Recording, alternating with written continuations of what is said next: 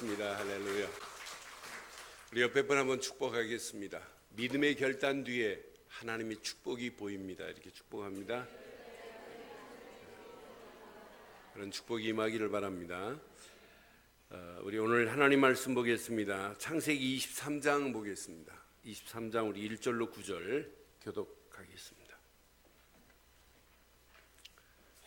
창세기 23장 1절로 9절만 교독합니다. 사라가 127세를 살았으니 이것이 곧 사라가 누린 햇수라.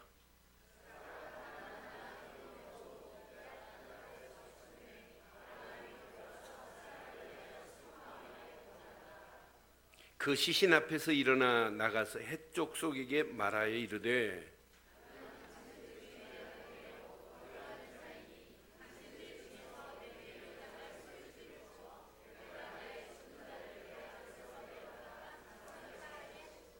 햇족 속이 아브라함에게 대답하여 이르되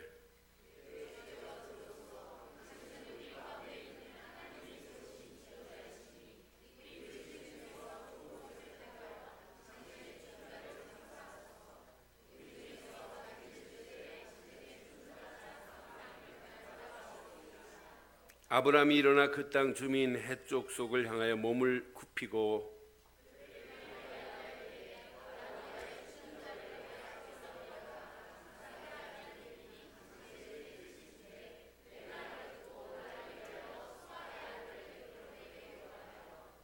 함께합니다.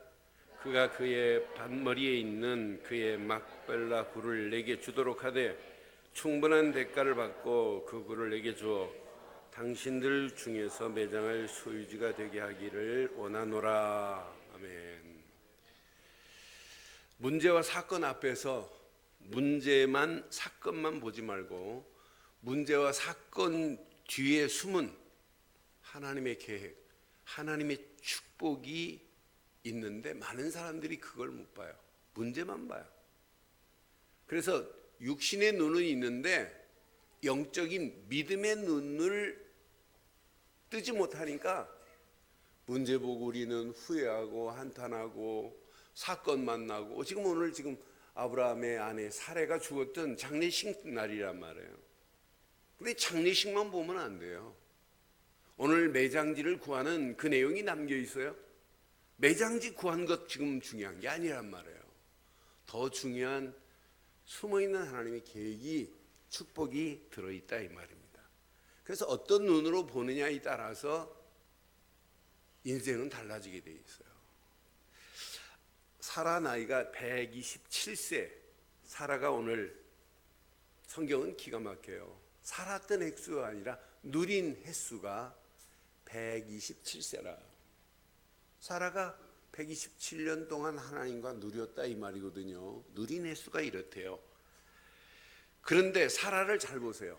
사라가 이스마엘을 쫓아낸 순간부터 사라 속에 질투의 화신이 들어가 버렸어요. 그러니까 이스마엘 하갈을 쫓아낸 다음에 사라라고 하는 이름이 성경에 한 번도 거론이 안 돼요. 그 전에 사라하고 천사를 보내서 대화하고 했던 하나님의 관계가 이삭 낳고 이삭 보호하려고 이스마엘을 쫓아내고 하갈을 쫓아내라고 남편 바가지 긁어가지고 쫓아낸 순간부터는 사라라는 이름이 한 번도 거론이 안 되는데 몇 년 동안 거론 안 되냐? 35년 동안 거론이 안 되다가 마지막 죽는 장면이 나타나요. 저는 이거 보면서 사라의 생애 순탄하지는 않았어요. 여성으로서 결혼했으면 아이를 낳아야 되는데 90년 동안 불임 여성이었어요. 90년 동안 애를 못 낳는 이런 여성 아니에요. 여기에다가 아브라함 어리석은 남편 만나가지고 이방 왕에게 몸이 또 팔려가는 수모를 당하네요. 그것도 2번씩이나. 이런 상황이었어요. 그러니 사라 인생이 그렇게 평탄하다 그럴 수는 없지요. 그 속에다 또 질투가 있어서 이스마엘과 하갈을 쫓아내는 그런 파란만장한 인생을 살다가 127년에 사라가 죽는 이 장면이 오늘 22장에 이어서 23장의 내용입니다. 이때 오늘 사라의 죽음 앞에서 아브라함이 2절에 보니까 슬퍼하고 애통합니다. 오늘 본문 2절에 확인해 보니까 사라가 가나안 땅 헤브론 곧 길앗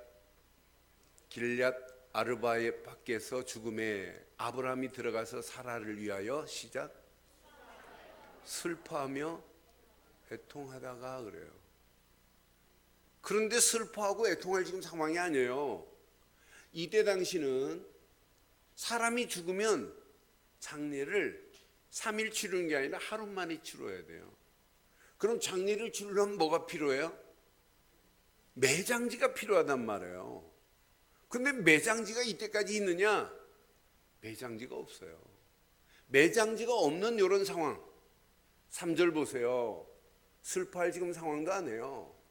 그 시신 앞에서 일어나 나가서 그 땅을 누가 가지고 있느냐? 헷족속들이 가지고 있어요. 가나안 땅을, 길앗 아르바라고 하는 땅을 누가 가지고 있느냐? 헷족속이 가지고 있어요. 헷족속에 가서 말합니다. 뭐라고 말하냐? 4절에 나는 당신들 중에 뭐래요? 나그네요, 거류하는 자래요. 당신들 중에서 내게 매장할 소유지를 주어 내가 나의 죽은 자를 내 앞에서 내어다가 장사하게 해달래요. 지금 그것 가지고 지금 슬퍼할 상황이 아니에요. 지금 매장지를 구해야 돼요. 그럼 오늘 사라의 장례 매장지, 여기 중요한 의미가 숨겨 있어요.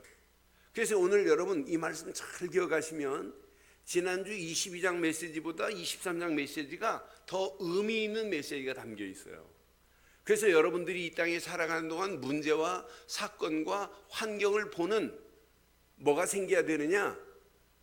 믿음의 눈이 생기면서 문제를 만났는데 축복을 앞당겨 볼 수 있는 눈이 열려져야 돼요. 그래서 제목을 좀, 오늘 제목은 길어요. 여러분 길어도 이 정도는 다 붙잡을 수 있잖아요. 시작.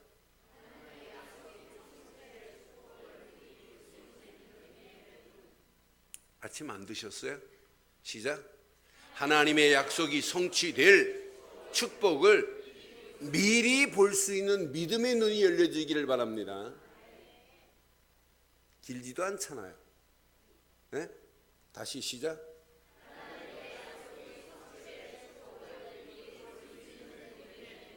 이런 눈이 있기를 바랍니다. 하나님은 문제와 사건 속에 오늘 장례식이 아니에요. 여기에 오늘 축복의 씨앗 하나가 탁 떠오르는 것 같아요. 하나님이 축복할 um이, 축복에 약속된 축복이 이렇게 um이 팍 터지는 것 같은 느낌이 들어요. 이 메시지를 깊이 묵상해 보면. 오늘 이런 배경 중에 조금 전에 봤지요. 아브라함은 지금 이 땅을 소유한 자가 아니에요. 거류자예요. 그랬어요. 체류자예요. 이 말이에요. 시민권 없어요. 이 땅에 지금 본토 친척 아비집을 떠나서 60년 된 해예요. 75세에 지금 왔단 말이에요. 그래서 횟수를 계산해 보니까 60년 만에 오늘 사례가 죽고 오늘 이삭은 태어났고 사례가 죽는 죽음 앞에 오늘 이곳에서 헷족속들에게 내가 장례를 치러야 되는데 땅이 없다 이 말이에요. 땅이 없는 상황에 헷족속들에게 지금 부탁하는 내용이 오늘 우리가 읽은 배경의 메시지입니다. 그럼 사라의 죽음은 일반적으로 눈으로 보면 이제 아브라함 시대가 막을 내리는 서막을 알려주는 것 같이 보이죠. 그러나 사라도 그냥 여자는 아니에요. 창세기에서 아주 중요한 인물입니다. 창세기 17장 15절로 16절에 분명히 이렇게 말하지요. 하나님이 또 아브라함에게 이르시되 내 아내 사레는 이름을 사레라 하지 말고 사라라 하라. 16절 시작. 내가 그에게 복을 주어 그가 내게 아들을 낳아주게 하며 내가 그에게 복을 주어 그를 여러 민족의 어미가 되게 하리니. 민족의 여러 왕이 그에게서 열방의 어미가 되게 할 거래요. 여러 민족의 어미가 되게 할 것이다 라고. 이렇게 축복된 여자예요. 이렇게 축복된 여자의 죽음 앞에서 오늘 아브라함이 슬퍼할 시간도 없이 오늘 해족속들에게 찾아가서 얘기합니다. 나는 나그네다. 나는 여기에 시민권도 없는 자다. 그냥 체류하는 거류민이다. 그런데 내게 매장지가 필요하다 이 말이에요. 그때 분명히 이렇게 말해요. 4절 한번 다시 보세요. 4절. 나는 당신 중에 뭐라고요? 나그네다. 거류하는 자다. 당신 중에서 내게 매장할 소유지를 주어서 내가 나의 죽은 자를 내 앞에서 내어다가 장사하게 하시오. 그래요. 이때 뭐라고 말하는지 보세요. 해족속들이 5절 보세요. 해족속이 아브라함에게 대답합니다. 기가 막힌 대답을 해요. 여러분 신앙생활을 이렇게 하셔야 돼요. 5절 6절 시작. 내 주여. 아브라함 보고 뭐라고 그래요? 내 주여 그래요. 체류하고 있지만 거류민이지만 하나님에 대한 믿음을 지금 해족속들이 봤다 이 말이에요.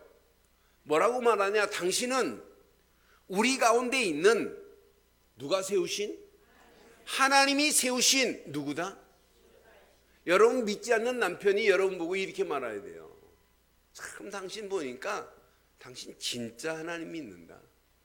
진짜 당신처럼 예수를 그리스도로 믿는 사람 난 본 적이 없다. 이 정도 나와야 되는 거 아니에요? 나는 너만 보면 하나님이 살아계시는지. 이런다면 끝나는 거 아니에요? 분명히 해족속들이 뭐라고 하냐면 하나님이 세우신 지도자래. 우리 묘실 중에 좋은 것을 택하여 당신의 아내 죽은 장례를 치러라. 우리 중에 자기 묘실에 당신의 아내 장례를 치른다고 하는데 누가 감히 그 말자가 누가 있겠니? 아무도 없다. 그러니 우리 안에 마음대로 우리 안에 있는 모든 묘실 중에 원하는 걸 골라가라는 얘기예요. 7절 봐요. 아브라함이 일어나 그 땅 주민 해족속을 향하여 고맙다는 표시를 합니다. 몸을 굽히고 고맙다고 표현을 해요. 8절에 보니까 그에게 말해요. 나로 나의 죽은 자를 내 앞에서 내어다가 장사하게 하는 일이 당신들이 원하는 뜻이 맞다. 그러나 내 말을 듣고 나를 위하여 소알의 아들 에브론에게 구하라. 에브론에게 알려서 9절에 보니까 뭐라고 하냐면 에브론의 밭입니다. 에브론 그가 그의 밭머리에 있는 그의 막벨라 굴을 내게 주도록 하되 충분한 대가를 내가 주겠다. 그 굴을 내게 주어 당신 중에서 매장할 소유지가 되게 하기를 원한다. 마음대로 고르래요. 그런데도 대가를 지불하겠대요. 10절 보세요. 에브론이 해족속 중에 지금 앉아 있었어요. 그 땅 주인이 해족속 중에 지금 앉아 있는 에브론이 그가 해족속 곧 성문에 들어온 모든 자들 듣는 데서 아브라함에게 뭐라고 말하나 보세요. 에브론도 뭐냐? 내 주여 그래요. 아브라함 보고 그리 마소서. 내 말을 들으소서. 내가 그 밭을 당신에게 드리고 그 속에 매장할 굴도 내가 당신에게 드리되 내가 내 동족 앞에서 당신에게 드리오니 당신은 죽은 자를 장사하소서 그래요. 아니 돈도 필요 없대요. 여기 지금 우리 동족들 다 듣고 있는데 내가 보는 앞에서 내 굴 당신이 원하는 거 다 주겠대요. 그럼 여러분 얼마나 신나요? 야 이거 웬 떡이냐 그래야 되는 거 아니에요? 근데 12절을 봐봐요. 아브라함이 이에 그의 백성 앞에서 몸을 굽히고 또 감사의 표현을 합니다. 13절 보니까 이렇게 말씀해요. 그 땅의 백성이 듣는 데서 에브론에게 말하여 이르되 당신이 합당히 여기면 청하건대 내 말을 들으시오. 내가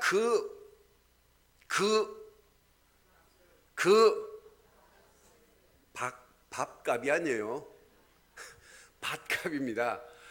밭값을 당신에게 주리니 당신은 내게서 받으시오. 내가 나의 죽은 자를 거기 뭐 하겠대요? 그 매장지의 대가를 지불하겠다. 저는 지불하겠다는 순간에 제 속에서 막 전율을 흘렸어요. 하나님 맞습니다. 그냥 주겠다는데 지불하겠대요. 어떤 사람은 참 믿는 사람이 꽁것을 안 바라고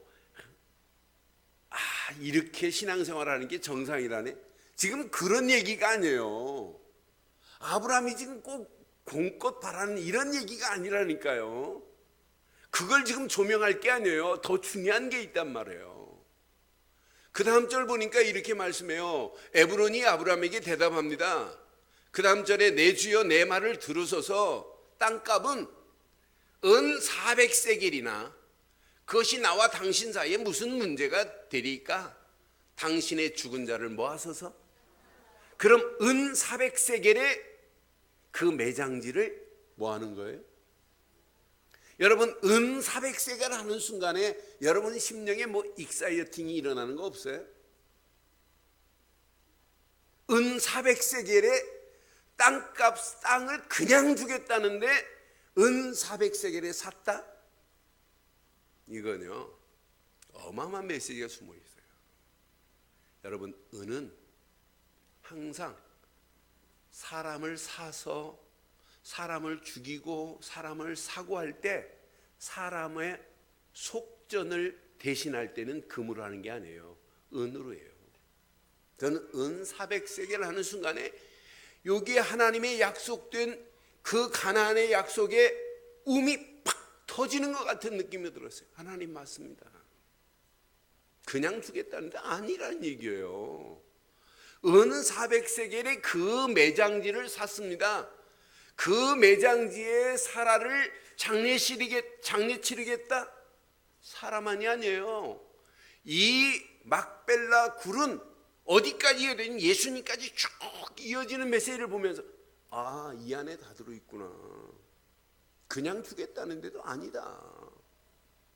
은 400세겔에 사서 오늘 사라의 장례를 치르는 메시지예요. 그런데 여기 자세히 봐요. 은 400세겔에 에브론 땅을 구입했습니다. 에브론이라고 하는 사람 땅을 지금 구입했어요. 그런데 18절에 보니까 아주 완벽하게 성문에 들어온 모든 핵속들이 보는 가운데서 시작. 아브라함의 소유로 뭐 했다고요? 아브라함의 소유로 뭐 했대요? 확정됐다. 이 말은 이 땅은 은 400세겔에 매매가 돼서 이제 누구 땅이다? 아브라함의 땅이다. 땅으로 뭐 했다?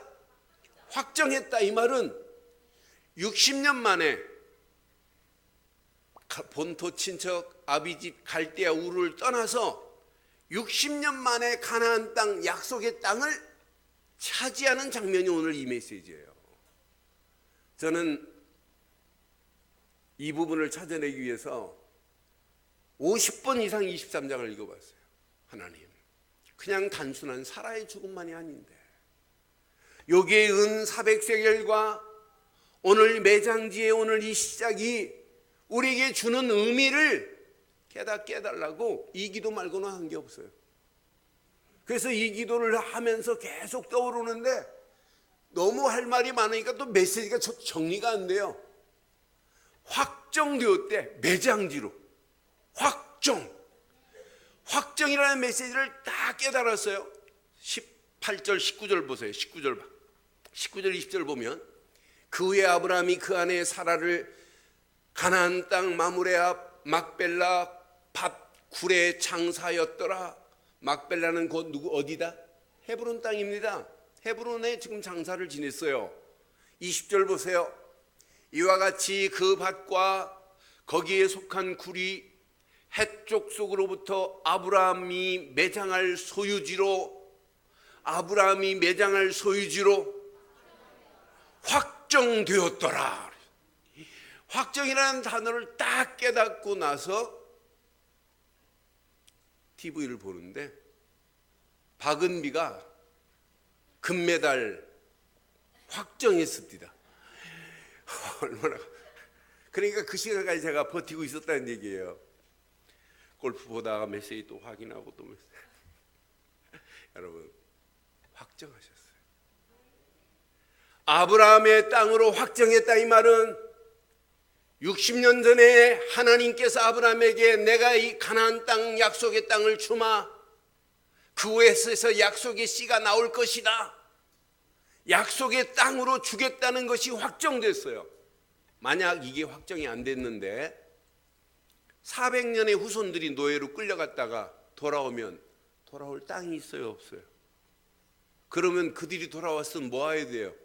이거 우리 할아버지 뭐 약속의 땅이라고 하더니 무슨 약속의 땅이냐? 우리는 거류민이요 체류자인데 또 이렇게 나와야 된단 말이에요. 그런데 오늘 약속의 땅 확정되었다는 이 말은 가나안 땅에 입성해서 60년 만에 소유가 생겼지만 400년 이상 이방인들의 계기돼 가지고 돌아와서 차지할 것을 미리 보는 거예요. 염두에 두고 오늘 결정하는 메시지예요. 저는 그래서 이건 어마어마한 것이다. 후손들의 뭐가 될 것이다. 소유지가 되겠다 이 말이에요. 가나안 땅의 약속이 성취될 것을 미리 본 오늘 막벨라 굴을 사는 은 400세겔에 소유하는 이 사실을 한번 확인해 봐요. 저와 여러분들을 하나님은 구원하시려고 은 400세겔보다 더한 예수님을 십자가에 못 박아서 그를 십자가에서 물과 피를 다 쏟게 하시고 하나님 만나는 새로운 산 길을 열어주셨습니다. 죄와 저주에서 우리를 건져내시고 마귀 자녀였던 우리를 하나님 자녀로 삼아주신 줄 믿어요.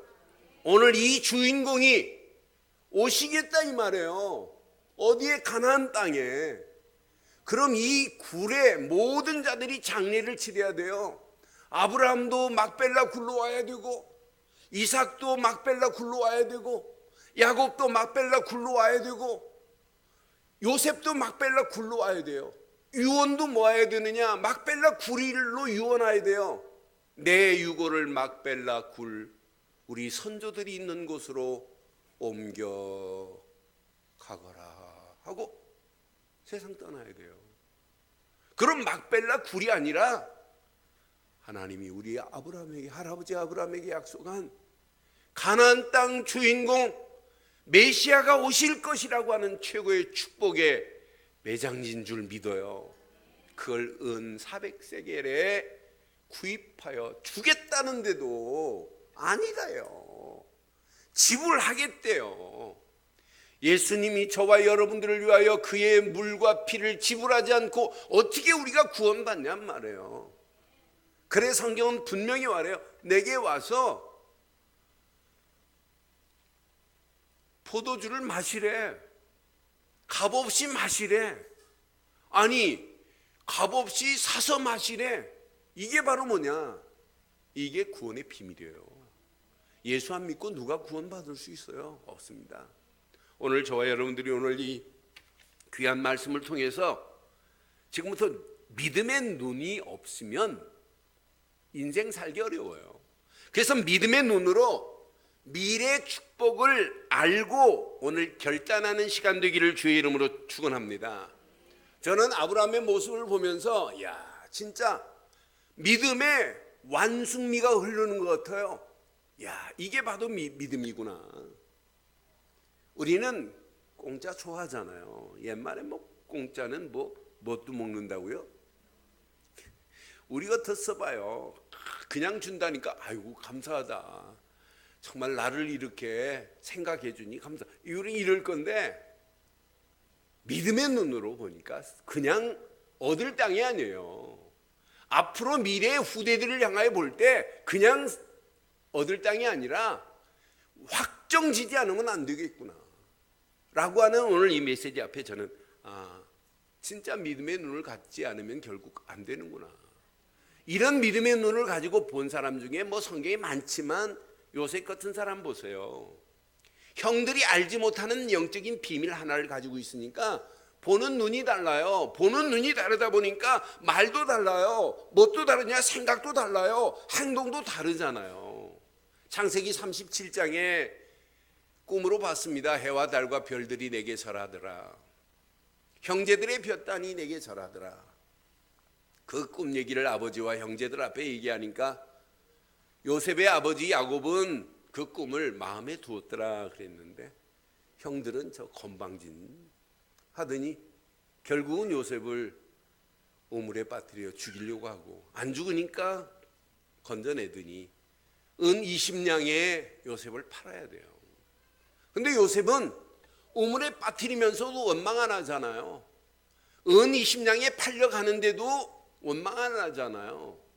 은 20냥에 팔려가서 보디발 장군의 집에 노예로 갔는데 노예로 간 요셉이 얼마나 확실하게 했으면 총무가 됐겠어요. 근데 총무 생활 잘하고 있는데 보디발 장군의 아내에 누명을 쓰고 결국은 또 감옥으로 가야 되는데 감옥에까지 가면서도 원망하네요. 감옥 안에서 술 만드는 관원장, 떡 만드는 관원장 꿈풀이 해가지고 술 만드는 관원장이 복직 뛸 때 말했는데도 2년 동안 요셉의 뒤를 안 봐줘요. 하나님이 잊어버리게 만들어요. 그러함에도 불구하고 요셉은 참 나쁜 애들, 믿을 놈 한 놈도 없구나 이런 말 안 하잖아요. 그런데 하나님의 정확한 시간표 속에 바로 임금에게 해괴한 꿈을 꾸게 만들어서 아무도 꿈풀이 못하게 만드시고 요셉이 풀게 하셔서 총리로 세우시는 거 봐요. 그럼 어떤 면에 다른 요셉 주변에 있는 모든 것은 엑스트라예요. 어떤 면에 바로 임금도 요셉을 하나님이 주인공으로 언약 백성을 이렇게 축복하는 걸 보이기 위해서 바로도 어떤 면에 엑스트라예요. 주인공이 아니에요.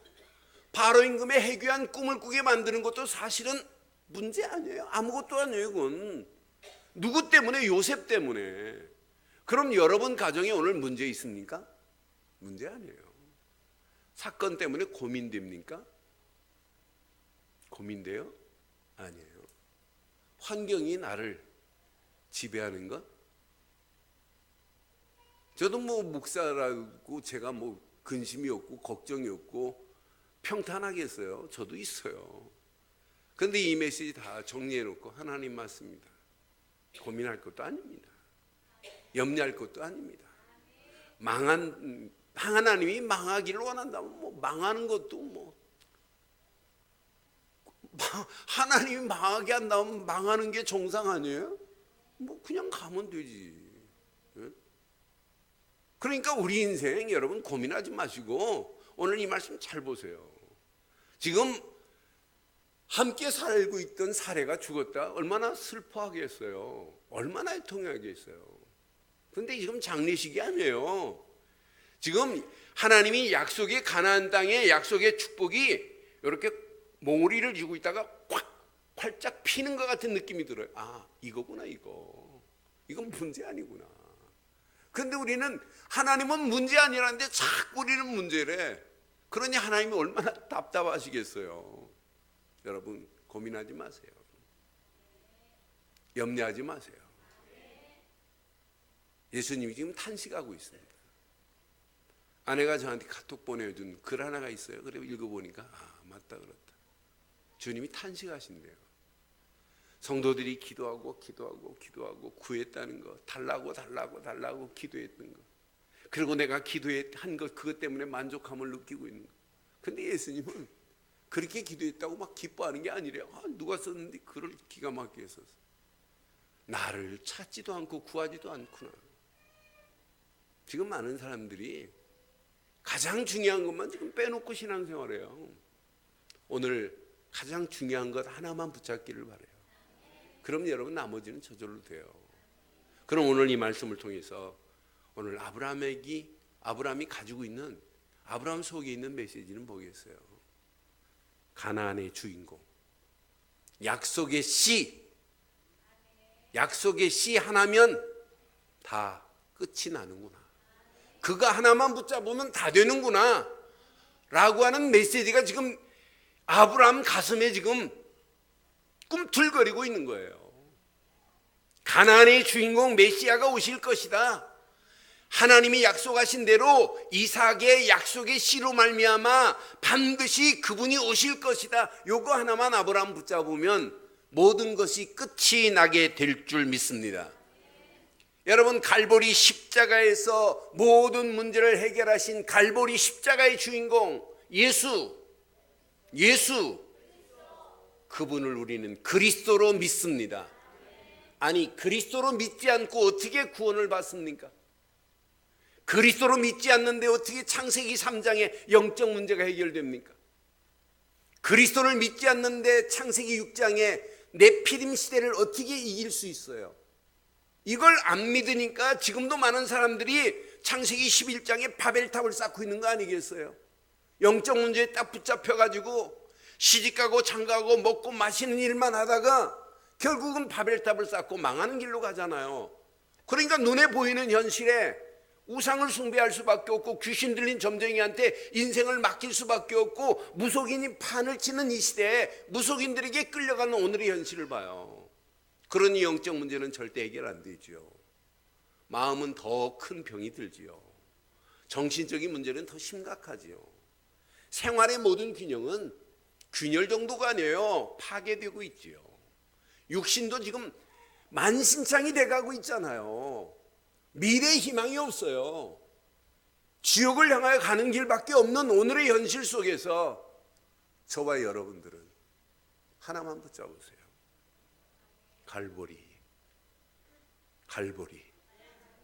갈보리 하는 순간에 여러분 심령에 익사이어팅이 돼야 돼요. 흥분이 돼야 돼요. 하나님 맞습니다.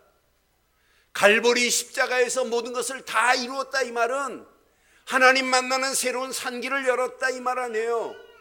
죄와 저주에서 우리를 완벽하게 건져내셨다는 메시지 아니에요.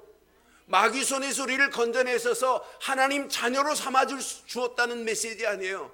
이걸 보고 한마디로 뭐라고 그래요? 복음이라고 하잖아요. 복음 하나만 이해되면 여러분 인생은 다 풀려져요. 근데 우리처럼 복음을 늘 말하고 알고 있고 아멘 하는데 이해된 걸로 여러분 신앙생활하면 큰일 납니다. 여러분에게 적용해요. 복음은 이해로 끝나면 안 돼. 내게 적용하세요. 남에게 적용하려고 하지 말고 누구에게 적용하라? 내게 적용해보세요. 내게. 아이고 저 사람 꼭 복음 드려야 되는데 복음 안 들으니까 꼭 말을 저렇게 하고 아니라 저 사람이 아니니까 누구라? 나라니까 나. 복음을 이해했다면 내게 적용해요. 내게 적용하니까 내 생각대로 움직이는 거 아니에요. 내 고집대로 움직이는 거 아니에요. 신앙생활에 내 생각, 내 고집이 뭐가 필요해요? 하나님이 원하시면 그 자리가 하나님이 원하시면 그 자리에 무릎 꿇어야 되는 거고 그 자리가 축복의 시작이 돼야 되잖아요. 우리는 하나님이 축복하시겠다는 시작을 우리는 외면하고 살 때가 얼마나 많아요. 얼마나 어리석은지 몰라요. 복음이 이해됐다면 내게 적용하세요. 내게 적용해서 누려져야 돼요. 이 누림 속에 살다 가야 되는 거 아니에요? 사라가 127세를 누렸다고 그 횟수가 127세가 됐다고 1절에 분명히 말씀하잖아요. 저는 누렸다고 하는 메시지를 보면서 야 맞다 그렇다. 오늘도 내가 하나님 앞에 일하는 게 아니라 하나님과 함께 누릴 수 있기를 원해서 오늘도 붙잡을 건 예수 그리스도밖에 없구나. 예수 그리스도 안에서 오늘도 하나님과 함께 누리는 시간 되기를 바랍니다. 오늘 이게 누려지면 뿌리 내려지고 체질되고 각인되면서 여러분의 잘못된 모든 체질 뿌리가 뽑혀지고 각인된 것 파괴되기를 바랍니다. 하나님이 원하시는 뿌리가 내리고 하나님이 원하시는 체질이 되고 하나님이 원하시는 것 하나만으로 각인되기를 바라요. 이 갈보리 십자가에서 모든 문제를 해결하신 그리스도 한 분만으로 충분합니다. 그리스도 한 분이 내게 충분하다. 이걸로 여러분 충족받으시면 인생은 다 풀려요. 그분 한 분만이 완전하신 분입니다. 그분 한 분만이 영원하신 분입니다. 그분이 내 인생의 다입니다. 아브라함이 붙잡았던 가나안의 주인공 메시아 오실 것이라고 하는 이 언약이 우리에게는 성취되어서 우리가 붙잡을 메시지는 오직 예수는 그리스도라는 언약 붙잡고 승리하기를 주의 이름으로 축원합니다. 이게 여러분 누려지면 누려질수록 마지막 후대들에게 어떻게 하면 이 언약을 제대로 전달할까? 아브라함이 지금 간단히 자기 마누라 장례 치르려고 지금 막벨라 굴을 은 400세겔 사는 게 아니란 말이에요. 오늘 이 막벨라 굴을 바라보고 생각할 때마다 메시아가 오실 것이라고 하는 언약을 전달하겠다는 얘기입니다. 그래서 계속해서 후대들에게 이 언약이 전달돼요. 이 언약이 전달되면 끝나요. 그래서 저는 중직자들이 할 일은 딱 두 가지만 하면 된다. 첫째, 중직자는 누가 뭐래도 교회 바로 세우는 일에 앞장서기를 바랍니다. 왜 아멘 안 하시는데요? 교회 바로 세우는 데 앞장서기를 바랍니다. 중직자들의 이름이 교회 연역에 비디오를 찍듯이 나와 있어요. 여러분의 한 일이 비디오를 찍듯이. 중직자는 교회 바로 세우고 후대들에게 이 언약 바로 전달하는 일에 올인하기를 바랍니다. 저는 어디 제주도에 산업선교회장님이 간단하게 이렇게 한 3분 우리 제주도의 장로님들이 이렇게 합니다라고 하는데 가슴이 얼마나 뭉클하든지. 야, 이러면서 제주도에서 어떻게 하면 후대들에게 이 언약을 전달할까 하는 생각에 장로님들이 힘을 모아서 제주도의 렘넌트들을 서울로 데려와가지고 서울의 중요한 부분을 1년에 2번씩 보여주더라고요. 그러면서 가슴속에 비전을 심어주더라고요. 야, 진짜 시골에 계신 장로님들인데도 벌써 다르구나. 그러니까 여러분 진짜 교회 바로 세우시는 저와 여러분들 되기를 바랍니다. 후대들에게 언약 제대로 전달해 주는 것 말고는 솔직히 말해서 할 일이 뭐가 있겠어요. 오늘 이 안에 다 들어있습니다. 오늘 이 메시지 가슴에 잘 새겨보시면 단순히 장례 치르는 게 아니에요. 단순히 매장지를 구입하는 게 아니에요. 약속의 씨앗이 탁 터지는 것 같은 느낌이 들어요. 후대들에게 이 언약이 전달된 증거를 보세요. 창세기 25장 10절에 보니까 사라가 죽은 다음에 누가 들어가냐 그 자리에 아브라함이 들어갑니다. 이것은 아브라함이 헷족 속에서 산 밭이라. 시작. 아브라함과 그 아내 사라가 거기에 뭐 했다? 아브라함도 죽어서 사라 옆에 갑다가 아니라 막벨라 굴에 장례 치렀다 이 말 아니에요. 그럼 아브라함만 들어갔느냐? 아닙니다. 창세기 35장 27절로 29절을 보니까 이삭이 들어갑니다. 분명히 뭐라고 하냐? 창세기 35장 27절을 보니까 야곱이 길앗 아르바의 막벨라로 가서 그의 아버지 이삭에게 이릅니다. 시작. 길앗 아르바는 곧 아브라함과 이삭이 거류하던 어디 땅이다? 헤브론이더라. 그래요. 27절에 보니까 8절에 보니까 이삭의 나이가 몇 세더라? 180세라. 180세에 이삭이 나이가 많고 늙어 기운이 다하매 죽어. 시작. 자기 열조에게로 들어가니 그의 아들 에서와 야곱이 그를 뭐 했더라? 열조에게 갔다. 누구에게 갔다? 아브라함에게 갔다 이 말이에요. 어디로 갔다? 막벨라 굴로 갔다 이 말이에요. 야곱 한번 보실래요? 야곱도 창세기 49장에 보면 29절로 33절에 보니까 그가 그들에게 명합니다. 내가 내 조상에게로 돌아가리리 그래요. 지금 야곱은 어디서 죽어요? 애굽 땅에 죽어요. 그러면서 죽기 전에 내가 내 조상에게로 돌아가리니 나를 햇사람 헤브론의 밭에 있는 굴에 우리 선조와 함께. 이게 유언이라니까요. 그런 유언을 받은 야곱의 자녀들이 뭘 기억하고 있어요? 헤브론에게 산 밭, 막벨라 굴에 우리 할머니 사레도 할아버지 아브라함도 우리 할아버지 이삭도 다 여기 들어갔다. 우리 아버지도 어디로? 막벨라로. 그러면 막벨라 땅값이 비싸. 이 얘기가 아니에요. 이것만 전달되면 안 돼. 그 후손들이 뭐예요? 야, 하나님이 우리 할아버지를, 진주 할아버지, 고조 할아버지가 될 수도 있죠. 아브라함 할아버지를 갈대아 우리에서 불러내더니 가나안 땅으로 가라고 하시더니 약속을 성취하시겠다고 한 그 땅, 그곳에 앞으로 누가 오실 땅이다. 메시아가 오실 땅이다. 이걸 자녀들이 장례를 치르기 전에 유언으로 지금 받는 메시지예요. 야곱이 벌써 알았어요. 자녀들에게 유언하는 메시지가 오늘 이 메시지대로 애굽에서 죽어서 거기서 장례를 치렀지만 이제 야곱의 유고를 어디로 가져가야 돼요? 가나안 땅 막벨라굴로 가져가야 되는 거예요. 마지막 한번 요셉 한번 보실래요? 요셉 창세기 50장에 보면 요셉이 또 이스라엘 자손에게 맹세시켜 이르기를 하나님이 반드시 당신들을 돌보시리니 당신들은 여기서 내 해골을 내 해골을 메고 올라가겠다 하라. 지금 유언을 해주고 확신해요. 내 해골을 애굽 땅에 두지 말고 가나안 땅으로 올라가겠다고 대답해라, 이 말이에요. 26절 보세요.